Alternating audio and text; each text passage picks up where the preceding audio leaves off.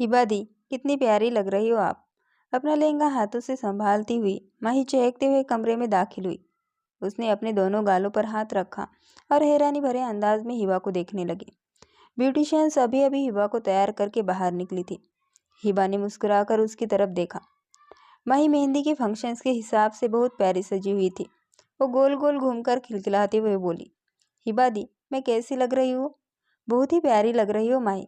हिबा ने प्यार से उसका फूलों वाला मांग टीका ठीक करते हुए कहा। ओहो हिबा दी, आपने तो मुझे यही बातों में लगा लिया, जबकि बुआ ने मुझे आपको नीचे लेने के लिए भेजा था। उन्होंने कहा था कि जाओ और दुल्हन को लेकर आओ। माही ने अपनी मुस्कुराहट दबाते हुए शरारती लहजे में कहा। उसकी बातें सुनकर हिबा उसे घूरने लगी। माही उसका हाथ पकड़कर बोली, अब आप मुझे घूर रही है? रुकिए, मैं आरिफ से आपकी शिकायत कर दूंगी। हिबा ने हंसते हुए उसके सिर पर हल्की सी चपत लगा दी। माही बोली, ओके ओके, अब चलते हैं, वरना बुआ से हम दोनों को डांट पड़ेगी। वैसे आज मैं बहुत खुश हूँ क्योंकि आपकी मेहंदी है, पर कल मैं मायूस हो जाऊंगी। माही पहले तो चहकी, फिर अचानक अपना चेहरा मायूस बना लिया। मायूस क्यों? हिबा ने पूछा। क्योंकि आप घर छोड़कर चली जाएंगे, माही ने धीरे से कहा। ओहो मेरी क्यूट बेबी। हिबा ने लाड़ से माही के दोनों गाल पर किस किया। माही शर्म के मारे लाल हो गई। जब वे दोनों हॉल के एंट्रेंस पर पहुंची तो सबकी नज़रें उन पर टिकी थी। इतनी अटेंशन पाकर माही और भी शर्मा गई, लेकिन हिबा ने कोई खास परवाह नहीं की। खुद को संभालते हुए माही हिबा को लेकर आगे बढ़ी और उसे स्टेज पर बिठाकर मेहंदी की रस्में शुरू करवाई। माही पूरे फंक्शन में तितली की तरह चहकती फिर रही थी। उसे इतना खुश देखकर मन्नत बेगम, उसकी माँ का दिल भर आया। वो बार बार अपनी बेटी की नज़र उतर रही थी। मेहंदी का फंक्शन था, इसलिए वहाँ कोई मर्द नहीं था। सब लड़कियां नाच गाने और हंसी मजाक में डूबी हुई थी। रात के 2 बजे फंक्शन खत्म हुआ और माही हिबा के साथ उसके कमरे में आ गई। हिबा फ्रेश होने के लिए वॉशरूम गई, जबकि माही पहले ही कपड़े बदल चुकी थी, इसलिए वह बेड पर बैठ गई। तभी अचानक हिबा के मोबाइल पर लगातार मैसेज आने लगे। माही ने मोबाइल उठाया, पर लॉक होने की वजह से मैसेज स्क्रीन पर नहीं दिख रहे थे। उसने लॉक खोलने की कोशिश की ही थी कि तभी कॉल आने लगी। कॉल हिबा के होने वाले शौहर आतिफ की थी। माही की शरारती फितरत जाग उठी। उसने कॉल उठाने की कोशिश की, पर फ़ोन कट गया। वो 5 मिनट तक फ़ोन हाथ में लिए बैठी रही कि दोबारा कॉल आए तो वो बात करे, पर कॉल नहीं आए। उसने चिढ़कर फ़ोन बेड पर फेंक दिया और खड़ी हो गई। तभी फिर से रिंग बजी। माही झपट्टा मारकर फ़ोन की तरफ लपकी। उसने फ़ोन हाथ में पकड़ा ही था कि तभी हिबा वॉशरूम से बाहर आ गई। माही को अपने मोबाइल के साथ और रिंग बजते देख हिबा तेज़ी से उसकी तरफ बढ़ी। हिबा को अपनी तरफ आता देख माही बेड की दूसरी तरफ भागने लगी, जबकि मोबाइल अब भी ज़ोर ज़ोर से बज रहा था। माही मेरा फ़ोन वापस कर। हिबा उसके पीछे भागी, पर माही कहाँ हाथ आने वाली थी। बिल्कुल नहीं, माही ने चिढ़ाते हुए कहा और बेड के ऊपर से लंबी छलांग लगाकर दूसरी तरफ पहुंच गई। जैसे ही हिबा एक साइड से आती, माही फुर्ती से दूसरी तरफ निकल जाती। तभी अचानक फ़ोन बजना बंद हो गया, जिसे देखकर माही ने मुंह बना लिया। इसी मौके का फ़ायदा उठाकर हिबा ने उसे दबोच लिया। माही, अब मजाक बंद करो और बाहर जाओ, मुझे आतिफ से बहुत ज़रूरी बात करनी है। हिबा ने अपना फ़ोन छीनते हुए उसे ऑर्डर दिया। क्यों भाई, मेरा बाहर जाने का कोई मूड नहीं है। हिबा ने उसे आंखें दिखाते हुए वार्निंग दी। माही, जो कह रही हो चुपचाप मान लो। साथ ही उसने फ़ोन अनलॉक किया और मैसेज टाइप करने लगे। हिबा को फ़ोन में बिजी देखकर माही ने एकदम मासूम सा चेहरा बना लिया। दी, प्रॉमिस, मैं बिल्कुल भी डिस्टर्ब नहीं करूँगी। नहीं माही, मतलब नहीं, तुम अभी बाहर जा रही हो बस। हिबा ने उसका हाथ पकड़कर उसे दरवाजे की तरफ धक्का दिया। हिबा दी, प्लीज़ ना, मैं आप लोगों की एक भी बात नहीं सुनूंगी। मुझे वैसे भी बहुत नींद आ रही है, मैं बस सो जाऊंगी। माही ने अपनी बड़ी बड़ी आंखें मटका कर कहा। हिबा ने उसे घूरते हुए कहा, मुझ पर यह अपनी एक्टिंग मत झाड़ो। मुझे अच्छे से याद है, कल तुम खिड़की के पीछे से चुपकर मेरी बातें सुन रही थी। अरे दी, कल तो मैं बस वहाँ से गुजर रही थी और इत्तेफाक से आपकी नज़र मुझ पर पड़ गई। मैं तो बस तभी आई थी। माही ने अपनी गर्दन पर उंगली रखकर बड़ी सफाई से झूठ बोला। वह अपनी जासूसी का राज नहीं खोलना चाहती थी, क्योंकि उसे डांट से डर लगता था। बहस मत करो और बाहर जाओ। जब मेरी बात खत्म हो जाएगी, मैं खुद तुम्हें बुला लूँगी। हिबा ने उसे साफ मना कर दिया। माही भारी मन से मुड़ने ही वाली थी कि उसके दिमाग में एक आइडिया आया। हिबा दी, वह झट से पलटी। अब क्या आफत आ गई, जाओ यहाँ से। हिबा कॉल मिलाने की जल्दी में झुंझला कर बोली, ओ दी, मैं बाहर तो चली जाऊँ, पर रहूंगी कहाँ? पूरा घर मेहमानों से भरा पड़ा है। अगर इस वक्त मैं लॉन में घूमती मिली तो सब क्या कहेंगे? माही ने एकदम वैलिड पॉइंट रखा। हिवा को गुस्सा तो आ रहा था, पर बात तो माही की सही थी। वो सोचने लगी। फिर अचानक उसे एक रास्ता सूझा। सुनो, तुम आरिफ भाई के कमरे में चली जाओ। वो आज नाइट ड्यूटी पर है और कोई केस सॉल्व करने के चक्कर में कल सुबह ही लौटेंगे। उनका कमरा खाली है। माही के तो होश ही उड़ गए। क्या? आरिफ भाई का कमरा? कभी नहीं। वहाँ तो मैं भूलकर भी ना जाऊँ। अब क्या नखरे है दी? मुझे उनसे बहुत डर लगता है। पिछली बार बस भाई बोलने पर उन्होंने मुझे इतना सुनाया था। अब अगर उनके कमरे में पकड़ी गई तो वो मेरा पता नहीं क्या हाल करेंगे। माही ने घबराकर सिर हिलाया। पागल मत बनो, वो तुम्हें कुछ नहीं कहेंगे। वैसे भी उन्हें पता नहीं चलेगा, और अगर सुबह उन्हें पता चला भी तो मैं सब संभाल लूँगी। अब जाओ। नहीं दी, प्लीज़। माही अब भी अपनी जिद पर अड़ी थी। तभी हिबा के फ़ोन पर फिर से कॉल आने लगा। उसने एकदम से कहा, चुपचाप जाओ यहाँ से, वरना मुझसे बुरा कोई नहीं होगा। जा रही हूँ, इतना चिल्लाने की ज़रूरत नहीं है। माही पैर पटकती हुई कमरे से बाहर निकल गई। हिबा ने चैन की सांस ली और फौरन दरवाज़ा अंदर से लॉक कर लिया। लेकिन माही इतनी सीधी कहाँ थी।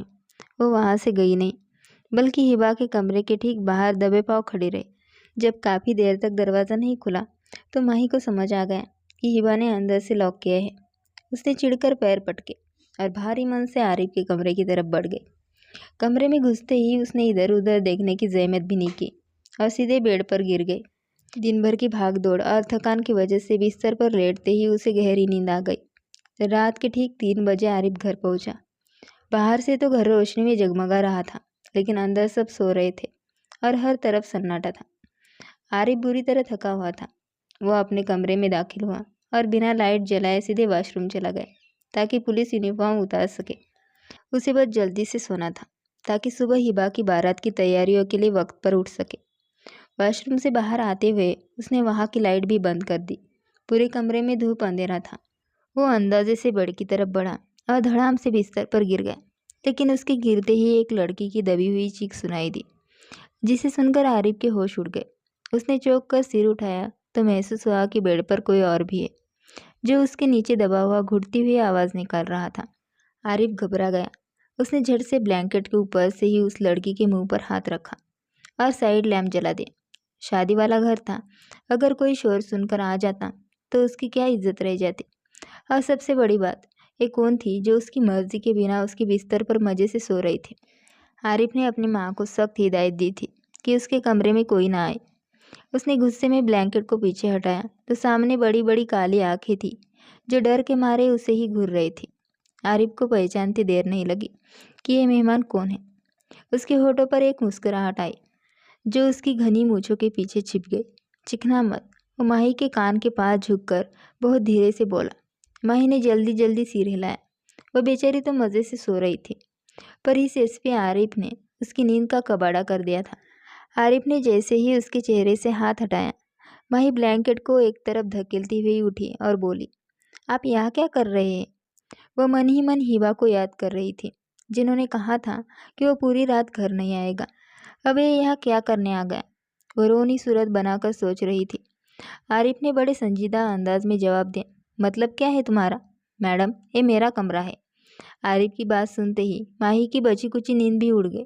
उसे एहसास हुआ कि उसने कितना बेवकूफ़ी भरा सवाल पूछा है। ओ, पहले पीछे तो हटिए।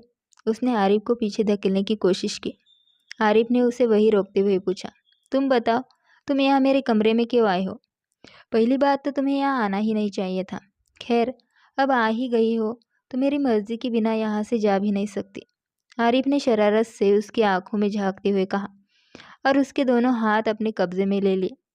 माही बुरी तरह झिझक गई। आरिफ, ये आप कैसी बातें कर रहे हैं, वो भी एक लड़की से?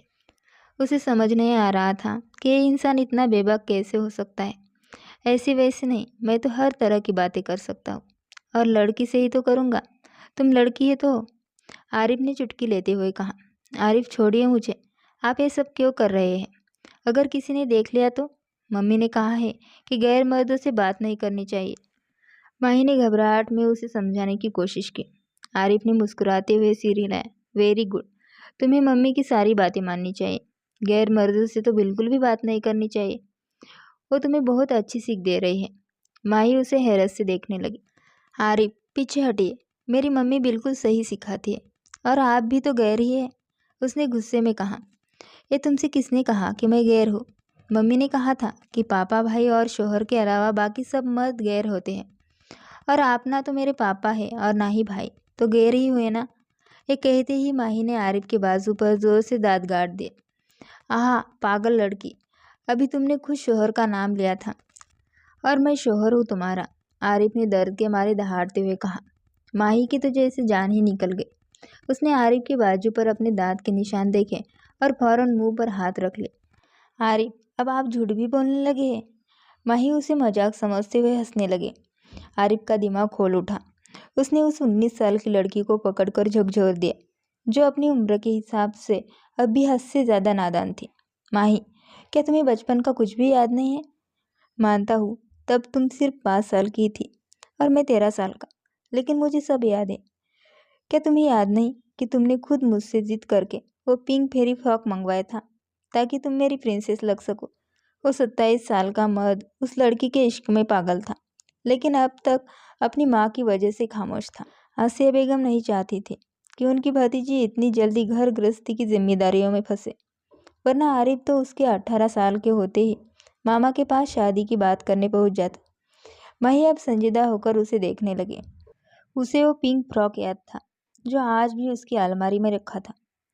उसे वो दिन भी याद था जब घर में बहुत से लोग आए थे, लेकिन उसे यह नहीं पता था कि जिस कागज़ पर उसके पापा ने उसका अंगूठा लगवाया था और उसने लकीरें खींचकर साइन किए थे, वह असल में उसका निकाहनामा था।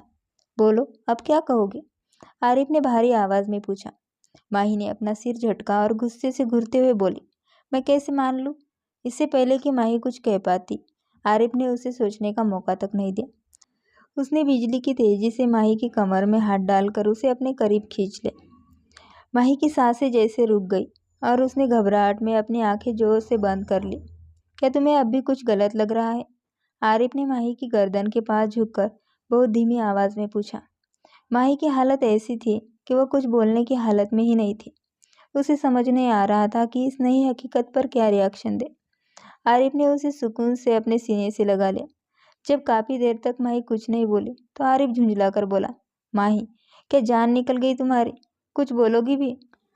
माही जैसे ही आरिफ के टच के जादू से बाहर आई, उसने गुस्से में आरिफ को घूरा और अपनी बड़ी बड़ी आंखें निकाल कर बोली, मैं सदमे में हूँ। आरिफ उसे हैरत से देखने लगा। सदमा? मतलब क्या है तुम्हारा? उसे लगा था कि माही को शायद यकीन नहीं आए, इसलिए उसने फौरन मोबाइल निकाला और निकाहनामे की फ़ोटो उसके सामने कर दी। माही को और गुस्सा आ गया। उसने मोबाइल बेड पर पटक दिया और घुटनों के बल खड़े होकर बोली, मैंने आपसे कोई सबूत मांगा क्या? तो फिर सदमा किस बात का है? आरिफ ने उसे झटके से अपनी तरफ खींचा। माही सीधे आरिफ के सीने पर जा गिरी। सदमा इस बात का है कि मेरा एक शौहर भी है, और मुझे आज तक पता ही नहीं चला। माही ने आरिफ के कंधों पर हाथ रखकर उसे ऐसे घूरा जैसे इसमें सारा कसूर आरिफ का ही हो। आरिफ हैरान रह गया। उसे लगा था कि माही इस खुलासे से बहुत तेज रिएक्शन देगी, शायद रोएगी या लड़ेगी भी, पर यह तो कहानी ही अलग थी। उसने पूछा, अच्छा, अगर पता चल जाता तो क्या कर लेती तुम? तो फिर मैं भी आपसे मोबाइल पर देर रात तक बातें करती, जैसे ज़ारा अपने मंगेतर से करती है। माही ने बड़े मज़े से कहा। कौन ज़ारा? उसे माही का यह लॉजिक बहुत अजीब लगा। अरे, ज़ारा मेरी कॉलेज की फ्रेंड, आपको पता है, वो रात भर जाग कर अपने मंगेतर से बातें करती है, और उसका मंगेतर उसे ढेर सारे गिफ्ट्स देता है। अब मैं भी आपसे गिफ्ट्स लिया करूँगी। माही तो अपनी ही दुनिया में खुश थी। आरिफ के मन में एक सवाल कब से घूम रहा था, पर माही, तुमने तो निकाहनामा देखा भी नहीं, फिर तुम्हें इतनी जल्दी मेरी बात पर यकीन कैसे आ गया? माही ने मुंह बनाकर जवाब दिया, जाहिर है, अगर आपको याद है तो कुछ यादें मेरे जहन में भी हैं। आरिफ बेड के सिरहाने टेक लगाकर बैठ गया और माही को अपने साथ लगा लिया। सुबह के 4 बज चुके थे और वे दोनों अपनी ही बातों में डूबे थे। आरिफ ने पूछा, मतलब तुम्हें पता था कि तुम मेरे निकाह में हो? नहीं, माही ने सिर हिलाया। मेरे दिमाग में बस उस दिन के कुछ धुंधले से सीन थे। बस ये नहीं पता था कि वो निकाह था। वो तो अभी आपने बताया। माही इतना कहकर बेड से उठने लगी। अब कहाँ जा रही हो? आरिफ ने उसका हाथ पकड़ लिया। हिवा दी के कमरे में, माही ने खड़े खड़े जवाब दिया। वहाँ जाकर क्या करोगे? थोड़ी देर मुझे सुकून से रहने दो। आरिफ ने उसे वापस अपनी तरफ खींचा और करवट बदलते हुए उसके और करीब आ गया। माही की सांसें जैसे उसके घेरे में कैद हो गई और उसके गाल शर्म से लाल हो गए। आरिफ, मुझे जाना है। माही ने अपनी गर्दन पर उसकी नज़दीकी महसूस करते हुए घबराहट में उसके कंधे पर नाखून गड़ा दिए। आरिफ ने सिर उठाकर उसकी तरफ देखा, जिसकी हालत शर्म और डर के मारे खराब हो रही थी। आरिफ का दिल किया कि जोर से हंस दे, पर उसने खुद को रोक लिया। उसे डर था कि माही कहीं रो ना पड़े। जैसे ही आरिफ थोड़ा पीछे हटा, माही बिना पीछे मुड़े गिरती पड़ती वहां से भाग निकली। माही के जाते ही आरिफ के चेहरे पर एक प्यारी सी मुस्कान आ गई। उसने तकिया सीने से लगा लिया और आंखें बंद कर ली। उसने मन ही मन फैसला कर लिया था कि अब वो माही की रुखसती में बिल्कुल देर नहीं करेगा। वह जल्द से जल्द उसे हमेशा के लिए अपने कमरे में देखना चाहता था। उधर माही भागती हुई हिबा के कमरे तक पहुंची। उसने जैसे ही हैंडल घुमाया, दरवाज़ा खुल गया। शायद हिबा सोने से पहले लॉक करना भूल गई थी या जानबूझकर खुला छोड़ा था। हिबा गहरी नींद में थी तो माही भी चुपचाप उसके बराबर में लेट गई। अगली सुबह बारात का दिन था। पूरा घर शादी की तैयारियों में डूबा हुआ था। हवेली के बड़े से लॉन को दुल्हन की तरह सजाया गया था। आरिफ पिछले 20 मिनट से पार्लर के बाहर अपनी कार खड़ी किए उन दोनों का इंतजार कर रहा था, पर लड़कियां थी कि बाहर आने का नाम ही नहीं ले रही थी। आंखें झुंझलाकर उसने फिर से कॉल की। तब कहीं जाकर हिबा और माही बाहर आती दिखी। पार्लर की कुछ लड़कियों ने हिबा का बाहरी लहंगा पकड़ा हुआ था और उसके पीछे पीछे माही अपनी लॉन्ग ड्रेस संभालती हुई चली आ रही थी। उसे देखते ही आरिफ ने कार का पिछला दरवाज़ा खोल दिया। हिबा के बैठते ही माही ने अंदर झांका और उसका मुंह खुला का खुला रह गया। हिबा दी, आपका ड्रेस तो पूरी सीट पर फैला हुआ है, अब मैं कहाँ बैठूं? माही ने मुंह बनाते हुए शिकायत की। हिबा ने अपनी मुस्कुराहट छिपाई और बड़े आराम से कहा, तो क्या हो गुड़िया, तुम आगे बैठ जाओ। माही ने उसे घूर कर देखा और दरवाज़ा बंद कर दिया। इतने में आरिफ अपनी कॉल खत्म करके पास आया और बड़े ही सलीके से माही के लिए आगे का दरवाज़ा खोल दिया। जैसे ही दोनों की नज़रें मिली, आरिफ तो माही के इस लुक पर पूरी तरह फिदा हो गया। इससे पहले कि वो सड़क पर कोई गुस्ताखी कर बैठता, माही फुर्ती से कार के अंदर बैठ गई। आरिफ ने एक ठंडी सांस भरी और बालों में हाथ फेरता हुआ ड्राइविंग सीट पर आ बैठा। वाह गजरे! आरिफ, क्या ये मेरे लिए है? डैशबोर्ड पर रखे फूलों के गजरे देखते ही माही चहक उठी। हिबा ने पहले ही अपने ड्रेस के मैचिंग गजरे पहन रखे थे, इसलिए माही को पूरा यकीन था कि ये उसके लिए ही है। आरिफ ने मुड़कर उसे देखा, पर इससे पहले कि वो कुछ कहता, पीछे से हिबा ने बनावटी अंदाज में खासकर आरिफ को चिढ़ाया। आरिफ ने बैक मिरर में उसे घूर कर देखा, पर कोई जवाब नहीं दिया। आरिफ की खामोशी माही को चुभ गई और उसका मुंह फूल गया। पूरे रास्ते वो कभी बाहर देखती तो कभी गुस्से में आरिफ को। वो मन ही मन आरिफ के बारे में पता नहीं क्या क्या उल्टा सीधा सोच रही थी। घर पहुंचते ही माही ने गुस्से में दरवाज़ा खोला और हिबा को कार से बाहर निकलने में मदद की। तब तक आसिया बेगम और बाकी कजिन भी वहाँ आ गई और हिबा को अंदर ले गई। बारात आने में अभी थोड़ा वक्त बाकी था। हिबा ने माही से अपना क्लच लाने को कहा, जो ऊपर कमरे में रह गया था। माही क्लच लेने ऊपर जा ही रही थी कि अचानक एक मजबूत हाथ ने उसे पीछे से खींच लिया। इससे पहले कि वह चिल्लाती, आरिफ ने उसे कमरे के अंदर खींचकर तेजी से दरवाज़ा लॉक कर दिया। माही ने आरिफ को देखते ही अपनी चीख को जैसे तैसे गले में ही रोक लिया। तभी उसे याद आया कि कार में आरिफ ने उसे गजरों का कोई जवाब नहीं दिया था।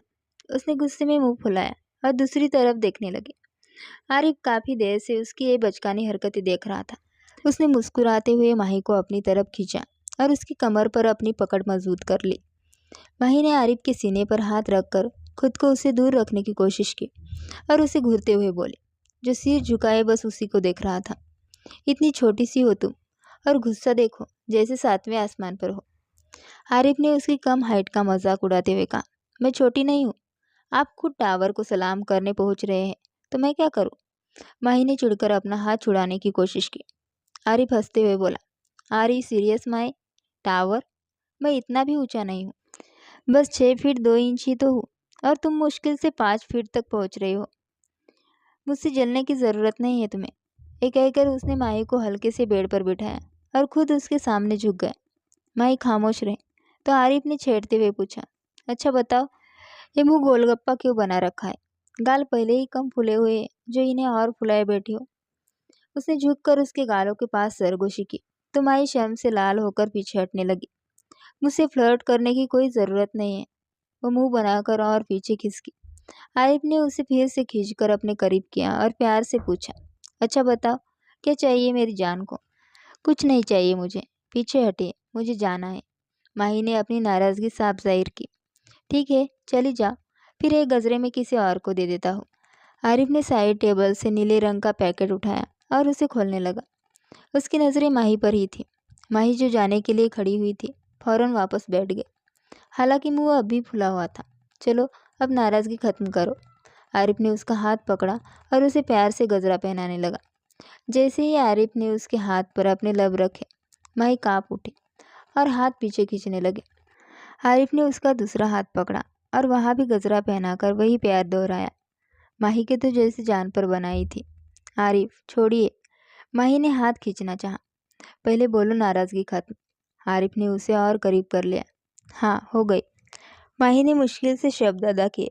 आरिफ ने उसे छोड़ दिया, क्योंकि उसे पता था कि अगर वो और देर तक माही के करीब रहा तो खुद के जज्बातों पर काबू नहीं रख पाएगा।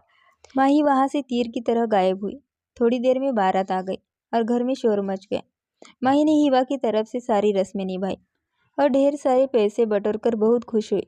बुआ और मम्मी बार बार उसकी नज़र उतार रही थी, जबकि पूरे फंक्शन में आरिफ की नज़रें सिर्फ माही पर टिकी थी। रुखसती के वक्त माही सबसे ज़्यादा नर्वस थी। अगले दिन रिसेप्शन था। सब सज धज कर हॉल पहुंच चुके थे। जैसे ही हिबा स्टेज पर आई, माही उसके पास जाकर बैठ गई और बातें करने लगी। तभी अचानक आरिफ वहाँ आया और बिल्कुल माही के सिर पर आकर खड़ा हो गया, इस तरह कि वह हॉल में मौजूद सबकी नज़रों से चिप गई। हिबा और माही ने चौंक कर आरिफ की तरफ देखा, जिसकी आंखें गुस्से से लाल हो रही थी। हिबा ने घबराकर पूछा, आरिफ भाई, क्या बात है? आप इतने गुस्से में क्यों हैं? आरिफ ने सख्त लहजे में जवाब दिया, हिबा, अगर आज तुम्हारे ससुराल वालों का लिहाज ना होता तो यहाँ जो तमाशा होता वो तुम सोच भी नहीं सकती। हिबा तो उसकी बात सुनकर दंग रह गई। माही ने कुछ कहना चाहा, पर आरिफ ने उसे बोलने का मौका ही नहीं दिया। तुम्हें अपने आसपास का कोई होश है? कब से मुंह फाड़कर हंसे जा रही हो? तमीज़ नाम की कोई चीज़ है या नहीं? इंसान को अपनी गरिमा का ख्याल रखना चाहिए। और ये दुपट्टा गले में क्यों लटका रखा है?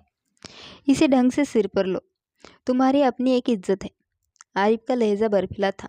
उसने खुद आगे बढ़कर माही का दुपट्टा उसके सिर पर सही से सेट किया। माही की आंखों में आंसू भर आए। खबरदार, जो ये दुपट्टा दोबारा सिर से उतरा। जाओ, अब यहाँ से उठो और जाकर मम्मी और बुआ के पास बैठो। आरिफ ने झटके से उसका हाथ पकड़कर उसे खड़ा करते हुए कहा। माही उसकी इस कदर डांट पर उसे शिकायती नज़रों से देखती हुई मन्नत बेगम और आसिया बेगम वाली टेबल की तरफ चली गई। माही के जाते ही आरिफ फौरन पीछे मुड़ा। थोड़ी दूरी पर एक लड़का हाथ में मोबाइल ले खड़ा था। आरिफ को अपनी तरफ आता देख वह ऐसे नाटक करने लगा जैसे मोबाइल स्क्रॉल कर रहा हो, लेकिन आरिफ उसे काफ़ी पहले ही ताड़ चुका था। आरिफ उस लड़के के सामने पहुंचा और बिना कोई बात किए उसके हाथ से मोबाइल छीन लिया, जिसे लड़के ने घबराहट में लॉक कर दिया था। लॉक खोलो इसका, आरिफ ने दांत पिसते हुए कहा। दूर बैठी माही सहमी हुई नज़रों से आरिफ को ही देख रही थी। उधर वो लड़का आकड़ दिखाते हुए बोला, एक्सक्यूज़ मी, तुम हो कौन? मेरा फ़ोन वापस करो।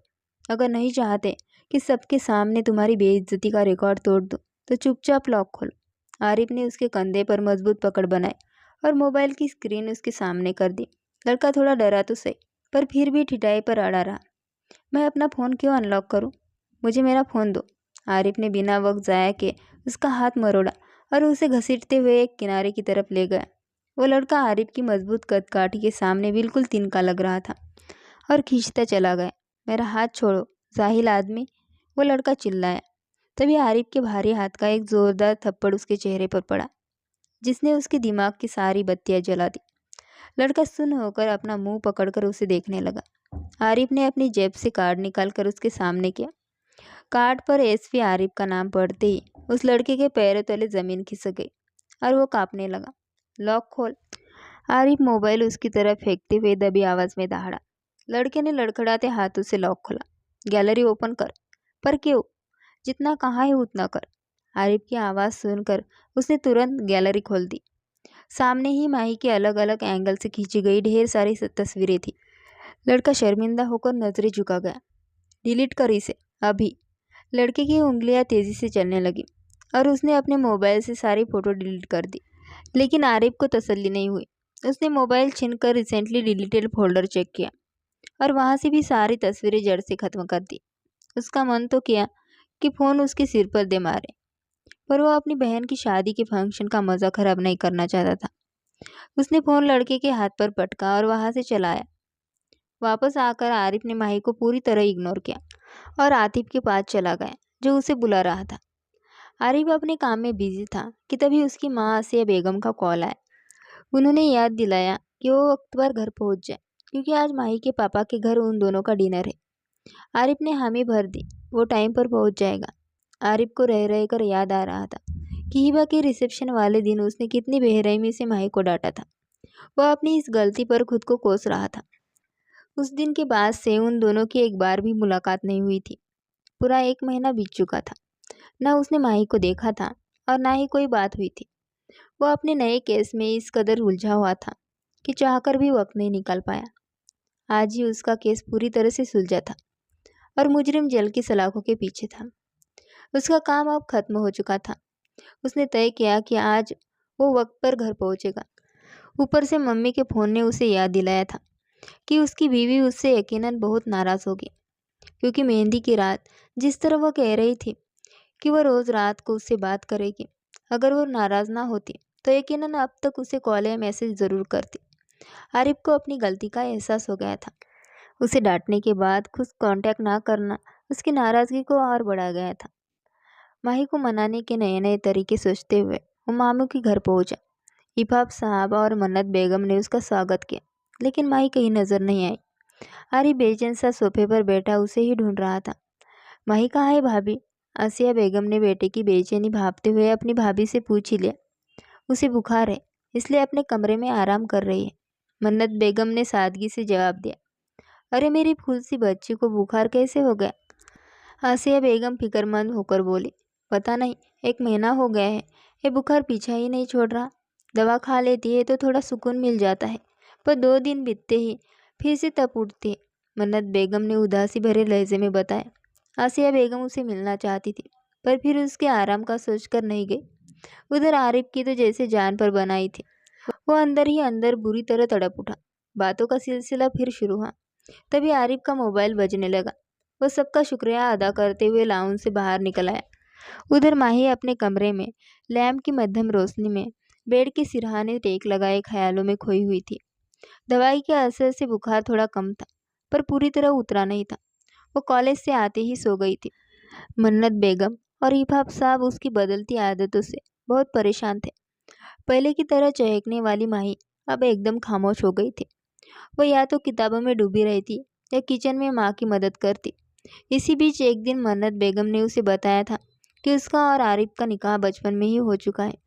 क्योंकि वो आरिफ से ये सच पहले ही सुन चुकी थी, इसलिए उसने कोई खास रिएक्शन नहीं दिया। कॉलेज खत्म होने में बस 2 महीने बाकी थे और आसिया बेगम ने इशारा दिया था कि पढ़ाई पूरी होते ही उसे विदा करवा कर ले जाएगी। मन्नत बेगम ने उसे मानसिक रूप से तैयार करने के लिए ही ये बात बताई थी, जिस पर माही ने बस खामोशी से सिर हिला दिया था।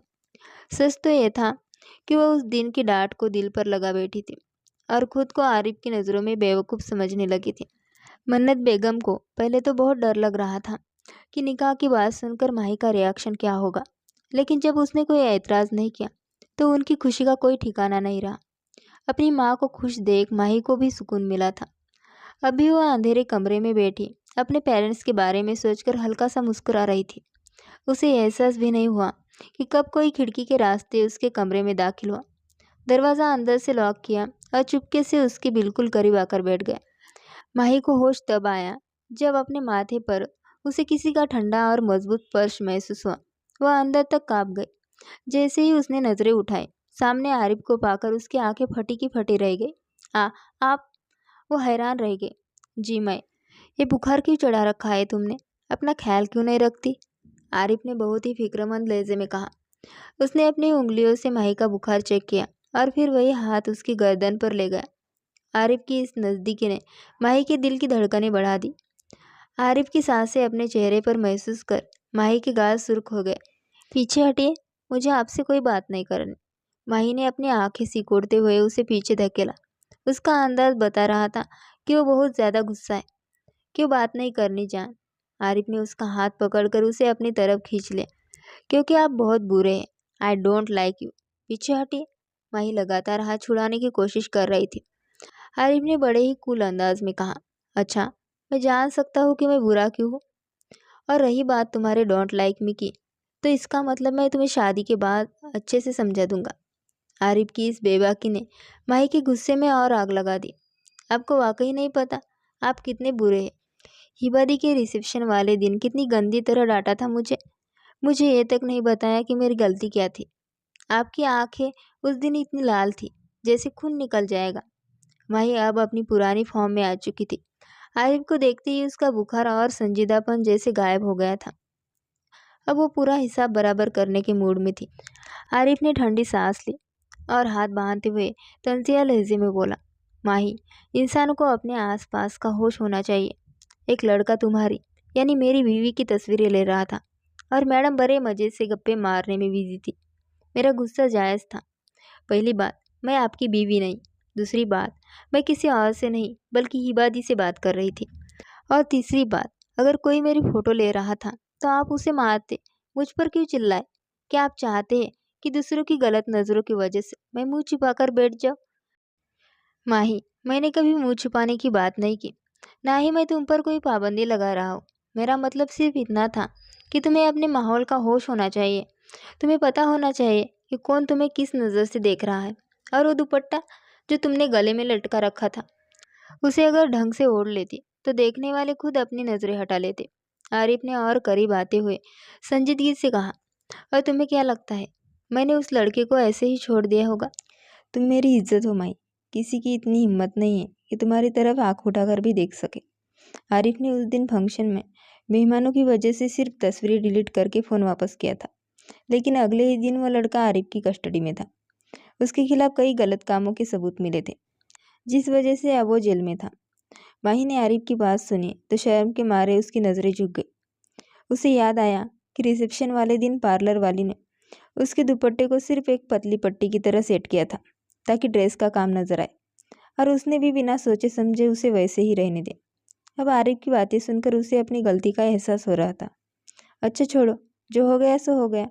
मैं जानता हूँ कि मेरी जान बहुत समझदार है और आगे से ऐसी गलती नहीं होगी, है ना? आरिफ ने उसे मुस्कुराते हुए देखा तो माही ने धीरे से सिर हिलाकर हामी भर दी।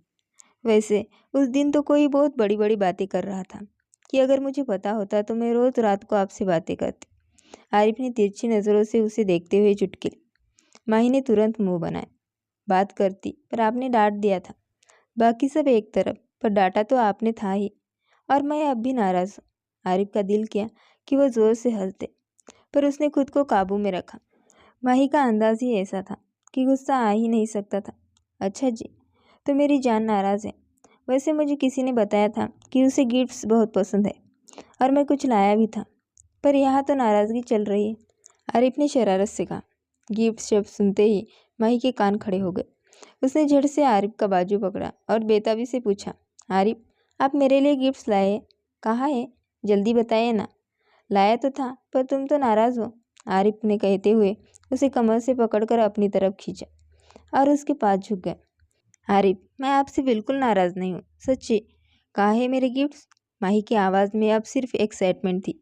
यही है, तुम्हारी नज़र ही नहीं गई। तुमने तो मेरा आना तक महसूस नहीं किया।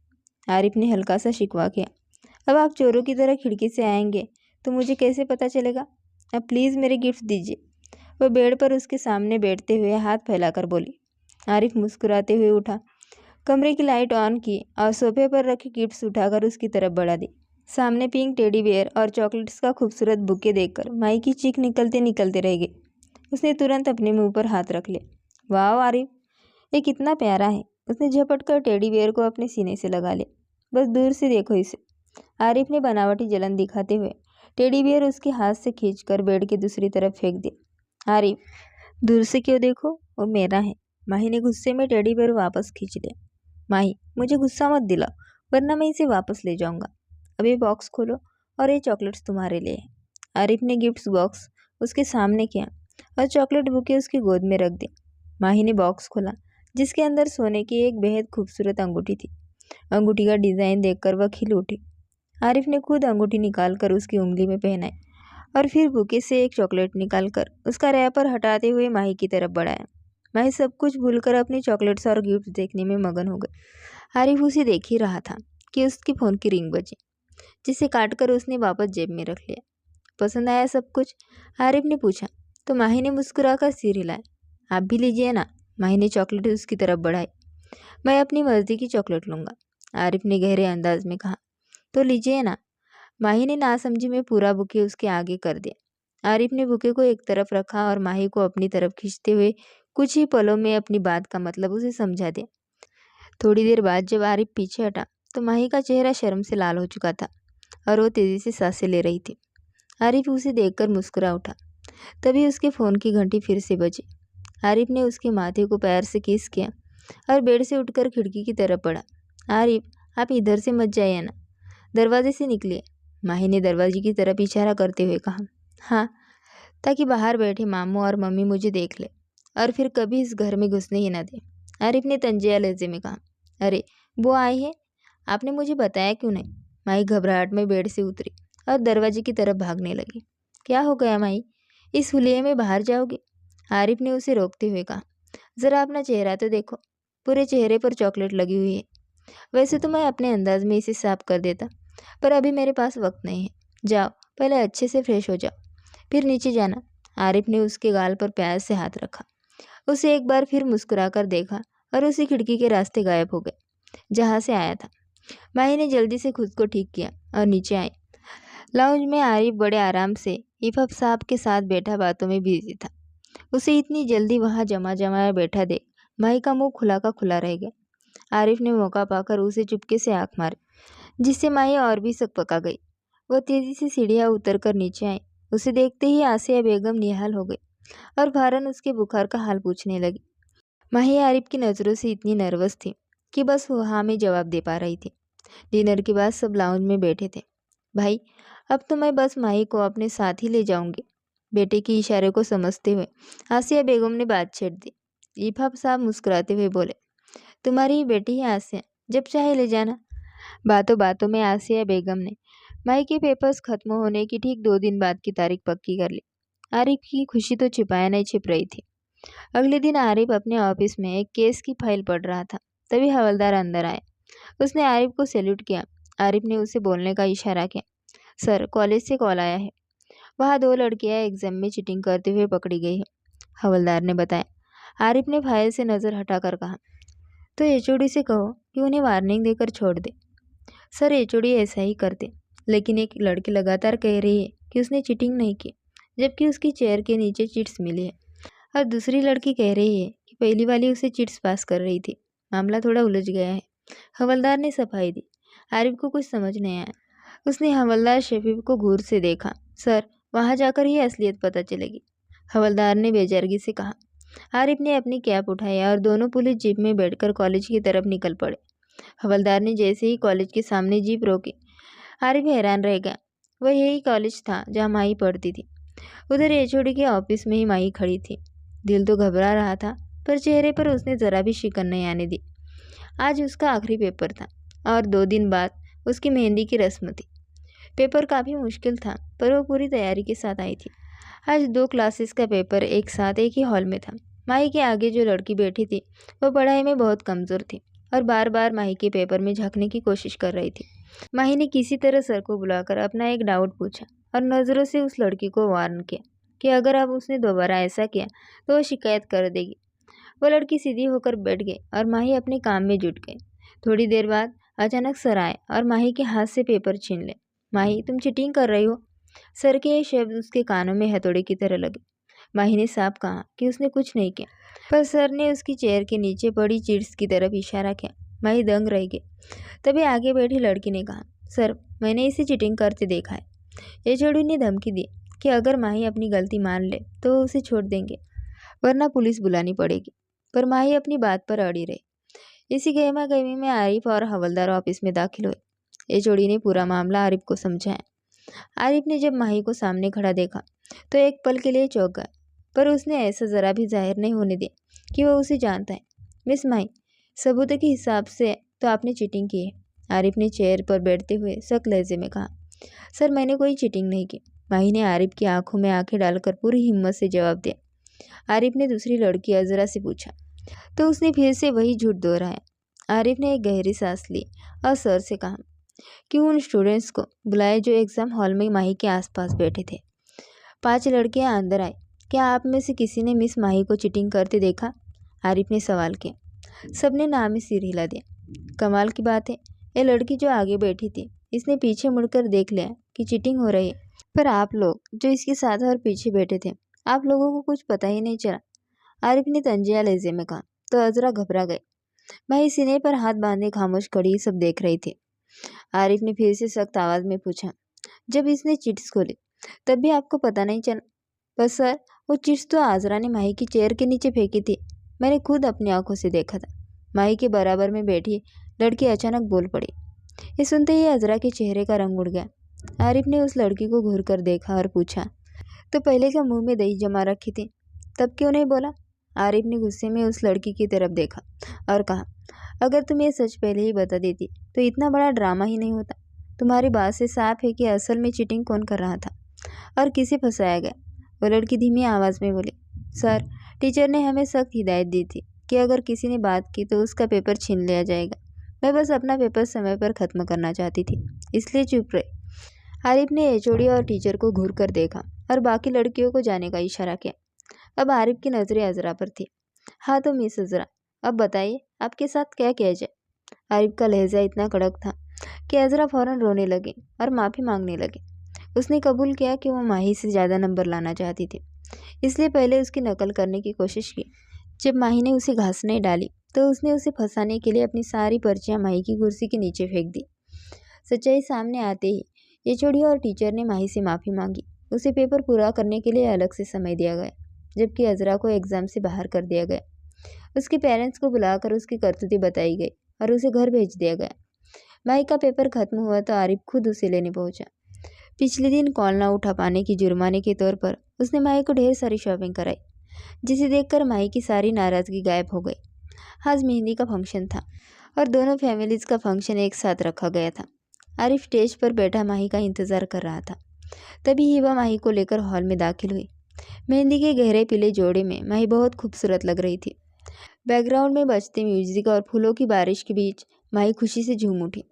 वो सबको भूलकर हॉल के बीचों बीच गोल गोल घूमने लगी। उसके लहंगे का घेरा हवा में लहरा रहा था। आरिफ बस टकटकी लगाए इस खूबसूरत नज़ारे को अपनी आंखों में भर रहा था। मेहंदी में सिर्फ करीबी रिश्तेदार ही थे, लड़कों का इंतज़ाम दूसरी तरफ था, लेकिन घर के लोग साथ ही थे। आरिफ स्टेज से नीचे उतरा और माही के सामने अपना हाथ बढ़ा दिया। माही ने मुस्कुराकर अपना हाथ उसके हाथ में दे दिया। आरिफ ने हंसते हुए उसका हाथ ऊपर किया और उसे एक बार फिर से घुमाया। ये देखकर कुछ लोग जल भुन गए तो कुछ लोग इस प्यारी जोड़ी को देखकर बहुत खुश हुए। आरिफ उसे स्टेज पर ले गया। आज तो हिबा भी पूरी मस्ती के मूड में थी। वो उन दोनों को डांस फ्लोर पर खींच लाए और तीनों ने मिलकर हल्का फुल्का डांस किया। आसिया बेगम और जिन्नत बेगम अपने बच्चों की खुशियाँ देखकर उनकी नज़रें उतर रही थी। इसी बीच आरिफ को एक ज़रूरी कॉल आया और उसे जाना पड़ा। जाने से पहले आरिफ माही के पास झुका और उसके कान में धीरे से कहा, मेहंदी पर मेरा नाम लिखना मत भूलना। आरिफ के जाने के बाद हिबा ने माही को खूब चिढ़ाया। माही ने रोनी सी सूरत बनाकर उसे रोकना चाहा, पर हिबा कहाँ मानने वाली थी। वह हंसकर बोली, मेरी शादी में तुमने मुझे कम परेशान नहीं किया था, अब बदला लेने की बारी मेरी है। इसी तरह हंसी मजाक और खुशियों के साथ मेहंदी का फंक्शन खत्म हुआ। मेहंदी का फंक्शन खत्म होने के बाद आरिफ और उसके घर वाले वापस लौट गए ताकि अगली सुबह बारात लेकर समय पर पहुंच सके। इधर माही अपने कमरे में तन्हा बैठी अपने हाथों पर रची आरिफ के नाम की मेहंदी देख रही थी और खुद ब खुद शर्माते हुए बस आरिफ के ही ख्यालों में खोई थी। अगले दिन निकाह की रस्में पूरी हुई और माही दुल्हन के लाल जोड़े में सज धज कर आरिफ के साथ विदा हो गई। जब आरिफ कमरे में दाखिल हुआ तो सामने का नज़ारा देख ठिठक गया। सामने बारबी मूवी चल रही थी और माही दुल्हन के लिबास में शान से बेड पर टेक लगाए चिप्स के मज़े ले रही थी। आरिफ ने दरवाज़ा लॉक किया और पास आते हुए हैरानी से पूछा, ये सब क्या चल रहा है? टाइम पास हो रहा है, माही ने बिना किसी एक्सप्रेशन के जवाब दिया। अब जाहिर है दूल्हे साहब इस डर से कहीं छुप गए होंगे कि दुल्हन मुँह दिखाई ना मांग ले, तो दुल्हन बेचारी इंतज़ार में मूवी देखने के अलावा और क्या करे। आरिफ ने घड़ी देखी, रात के 2 बज रहे थे। दरअसल घर पहुंचते ही उसे एक इमरजेंसी कॉल आया था, जिसकी वजह से वह तुरंत वर्दी पहनकर ड्यूटी पर निकल गया था। उस केस को सुलझाते सुलझाते उसे इतनी देर हो गई। माही मेरी जान, एक बहुत ज़रूरी केस आ गया था, इसलिए जाना पड़ा। आरिफ ने पास आकर सफाई देने की कोशिश की। तो मैं क्या करूँ? बाकी की रात भी वही गुजार लेते, कम से कम बताकर तो जाते। हिबादी बिल्कुल सही कह रही थी कि आपको मुंह दिखाई ना देनी पड़े, इसलिए आप गायब हो गए। माही अब भी अपनी नाराज़गी पर अड़ी थी। आरिफ ने दांत पीसकर मन ही मन हिबा को याद किया। वो चुड़ैल उसकी बीवी को पट्टी पढ़ाकर खुद तो अपने घर चली गई, पर यहाँ मुसीबत खड़ी कर गई। ऐसी बात नहीं है, मैंने तुम्हारी मुंह दिखाई का गिफ्ट पहले ही ले लिया है। आरिफ ने उसके करीब बैठते हुए उसका हाथ थाम लिया। दिखाइए फिर, माही ने अभी भी नाराज़गी का नाटक करते हुए कहा। आरिफ ने ड्रावर से एक बॉक्स निकालकर उसके सामने किया, जिसमें एक बेहद खूबसूरत लॉकेट चमक रहा था। उसे देखते ही माही की आंखें खुशी से खिल उठी। आरिफ ने उसके हाथ से लॉकेट लिया और उसके गले से भारी नेकलेस उतारकर वो नाजुक सा लॉकेट पहना दिया। पहनाते वक्त आरिफ के स्पर्श ने माही के दिल की धड़कनें बढ़ा दी और वो कांपने लगी। बीवी, ये तो गलत बात है। अपना हक तो तुमने ले लिया और अब मेरी बारी आई तो तुम भाग रही हो, आरिफ ने बनावटी गुस्से में कहा और उसे बिस्तर पर अपनी बाहों में लेते हुए उसके ऊपर झुक गया। वो धीरे धीरे उसकी भारी ज्वेलरी उतारने लगा और उसका चेहरा निहारने लगा। सुर्ख लिपस्टिक में सजे माही के होंठ आरिफ के सब्र को खत्म कर रहे थे। वह एक पल की भी देरी किए बिना उसकी ओर झुका और अपनी नज़दीकियों से उसकी सांसें थाम ली। वेरी बैड टेस्ट, उसने माही के कान में सरगोशी की और अपनी खुशबू से उसे महकाने लगा। जैसे ही माही को अपनी चोली की डोरियां ढीली होती महसूस हुई, उसकी जान निकलने लगी। इजाज़त है बेबी, आरिफ ने बहुत धीरे से पूछा। माही शर्म से लाल हो गई और आंखें झुकाए बस खामोश पड़ी रही। बोलो भी, वरना मैं चला जाऊंगा, आरिफ ने दोबारा कहा और जैसे ही वह पीछे हटने लगा, माही ने शर्माते हुए अपनी बाहें आरिफ के गले में डाल दी। आरिफ ने मुस्कुराए उसके माथे पर किस किया और पूरी तरह उसे अपनी पनाह में ले लिया। खिड़की से झांकता चांद और वो कमरा उनकी इस खूबसूरत शुरुआत के गवाह बने। रिसेप्शन भी बहुत अच्छे से निपट गया। इसी बीच हिबा की तरफ से खुशखबरी मिली, जिसे सुनकर पूरे परिवार में खुशियों की लहर दौड़ गई। आरिफ और माही की ज़िंदगी इसी तरह खट्टी मीठी नोकझोंक के साथ आगे बढ़ रही थी। माही का बेवजह लड़ना और बात बात पर मुंह फुलाना जारी था और बेचारे आरिफ का फर्ज था कि गलती ना होने पर भी उसे मनाए। हद तो तब हो जाती जब आसिया बेगम भी अपनी बहू के साथ मिल जाती और दोनों सास बहू मिलकर आरिफ को खूब नचाती। एक बार तो दोनों ने हद ही कर दी। आरिफ जब ड्यूटी से घर लौटा तो देखा कि घर में अजीब सी खामोशी है। आसिया बेगम अपने कमरे में थी और माही अपने कमरे में। आरिफ परेशान हो गया कि इन दोनों सहेलियों जैसे सास बहू को आज क्या हो गया। वह पहले अपनी माँ के पास गया तो उन्होंने माही की शिकायतों के अंबार लगा दिए। फिर जब माही के पास पहुँचा तो उसने अपनी सासू माँ की कमियां गिनानी शुरू कर दी। आरिफ को समझ आ गया कि दोनों के बीच कोई बड़ा युद्ध हुआ है और विरोध जताने के लिए आज किसी ने खाना नहीं बनाया। घर में काम करने वाले तो थे, पर रसोई की कमान दोनों ही संभालती थी। थक हार कर आरिफ ने दोनों की पसंद का खाना बाहर से ऑर्डर करने का फैसला किया, लेकिन इसके लिए हैरानी की बात यह थी कि माही ने अपनी सासू माँ की पसंद की चीज़ें मंगवाई और आसिया बेगम ने अपनी बहू की फेवरेट डिशेज़। जब खाना आया और आरिफ फ्रेश होकर नीचे पहुँचा तो उसकी आंखें फटी की फटी रह गई। दोनों सास बहू साथ बैठकर मज़े से एक दूसरे की पसंद का खाना खा रही थी और खिलखिलाकर बातें कर रही थी। ये सब क्या ड्रामा है? आरिफ ने दोनों को घूरते हुए पूछा। दोनों ने बड़े आराम से कंधे उचकाए और कहा, आज हमारा घर का खाना खाने का मन नहीं था, बस बाहर से ऑर्डर करना था, इसलिए ये सब किया। आरिफ झल्ला गया। तो आप दोनों ये बात मुझसे सीधे सीधे भी तो कह सकती थी, फिर मज़ा कैसे आता? आसिया बेगम और माही ने एक साथ हंसते हुए कहा। आरिफ ने अपनी माँ को शिकायती नज़रों से देखा, जो अपनी बहू के साथ मिलकर उसे तंग करने का कोई मौका नहीं छोड़ती थी। वक्त अपनी रफ्तार से गुजरता रहा। कुछ समय बाद हिबा के घर बेटे ने जन्म लिया तो अब माही भी आरिफ के पीछे पड़ गई। मुझे भी अब बेबी चाहिए, उसने जिद पकड़ ली। आरिफ उसे समझाता कि वो भी छोटी है, लेकिन माही का वही पुराना सवाल, मुझे और कितना बड़ा होने की ज़रूरत है। जब आरिफ नहीं माना तो माही ने हमेशा की तरह अपनी सुप्रीम कोर्ट यानी आसिया बेगम के पास शिकायत लगा दी और आसिया बेगम ने भी एक बार फिर अपनी लाडली बहू का ही साथ दिया। आरिफ बेचारा एक बार फिर अपनी ज़िंदगी की इन दो सबसे प्यारी और शरारती औरतों के सामने हार गया। दोस्तों, जिसे हम प्यार करते हैं उसे डांटना उसकी आज़ादी छीनना नहीं होता, बल्कि उसे गलत नज़रों से बचाना होता है। एक सच्चा हमसफ़र वही है जो आपकी इज्जत की ढाल बने, जो आपके नसीब में है। वक्त आने पर वो आपको मिल ही जाता है, बस सब्र और भरोसे की ज़रूरत होती है।